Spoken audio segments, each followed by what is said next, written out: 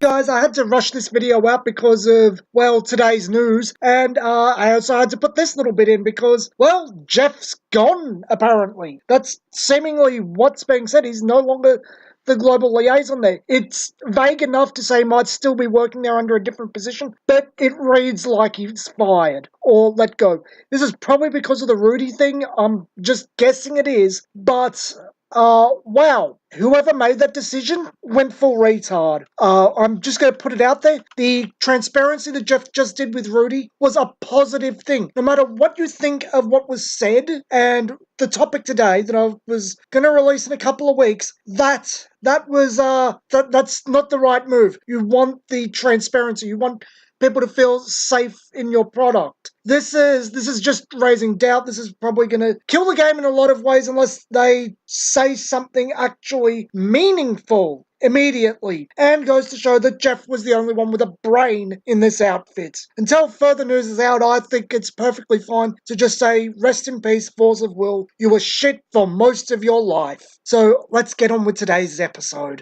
Hey guys, Some Gamer Dude here. I kinda wanted to leave Force of Will alone. I thought I'd said all I had to say, and I wasn't interested in covering new releases. But I still follow things, so I guess I have some interest left in the game. They're facing issues, and I'm not sure Force of Will is getting better in its entirety. Aspects sure, but not as an entirety. I really don't know where to start with this because it's such a big ball of problems still in place, tangled into each other. But it does have one point I can start on, because it's a fairly large sore point. One thing I feared might happen with the new Valhalla cluster came to pass. The starter decks have become impossible to find. According to Rudy of Alpha Investments and Jeff, Force of Will prints enough for pre-order and a bit afterwards, but it's not enough. This affects both the main sets and the starters, but let's just stick to the starters for now. I should start by pointing out I perfectly understand the logic behind the algorithms used to create a print run for Force of Will. It's common sense from Falco's end. You don't want to make stores and distributors even more resentful with you by bogging them down with stock that can't sell. You want to produce what will sell, to build the idea that Force of Will sells well. It makes sense, but I would argue the print run algorithm is undercutting their growth.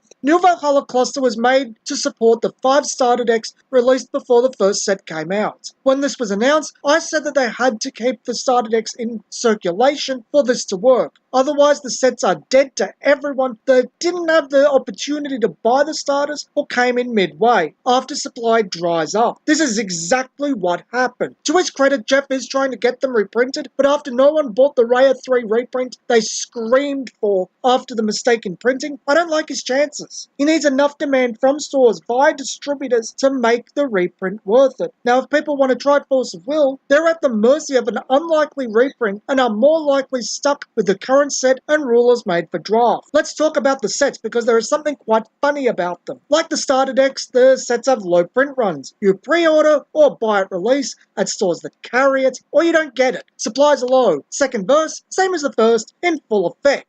It makes product really scarce, but also helps create the illusion that Force of Will is a sellout game for stores. Because it is, artificially. It also has a funny little side effect due to how Falco is producing sets. Falco has been making sets with the intention of draft for 2 clusters now, making purposely bad cards for draft. This is something people haven't been particularly happy with, especially on the European side of the fandom. But no one has addressed the elephant in the room. It's ultimately pointless. How can you draft if you can't buy the product to do it? If you can't produce product to do it with because it'll make a glut, why make cards for it? It's asinine. Falco is literally producing garbage for no logical reason at this point. The only way you can draft is if you purposely pre-order boxes for it. Then I hope you do it at home because no store will allow you to recoup the costs. Force of Will is essentially printed on pre-order, an even more restrictive version of print on demand. It's impossible for the game to really grow beyond bringing people back, and the people who have been converted so far that they are willing to pre-order product before trying the game and are willing to go through the hassle of tracking down the harder to get older cards, which are also going to start going up in value as word of mouth grows, ultimately nullifying Falco's mission objective of standard cards being low value. You literally cannot pick up and play. It involves far more commitment than is truly necessary and isn't worth it. This wasn't the case before they shit the bed. I personally called around, found the Faria Melges dual deck, bought it, then my group bought boxes casually all the time until two of us stopped being interested. I couldn't imagine bothering with this game had I been expected to pre-order everything. I personally didn't bother with New Valhalla when I was expected to pre-order entire boxes of starter decks at my local store due to lack of demand. The obvious answer is print more product, but no one trusts them, and Falco is terrified of creating more glut product. Jeff via Rudy has said as much. Distributors order conservatively. They produce conservatively. It's choking growth. Personally,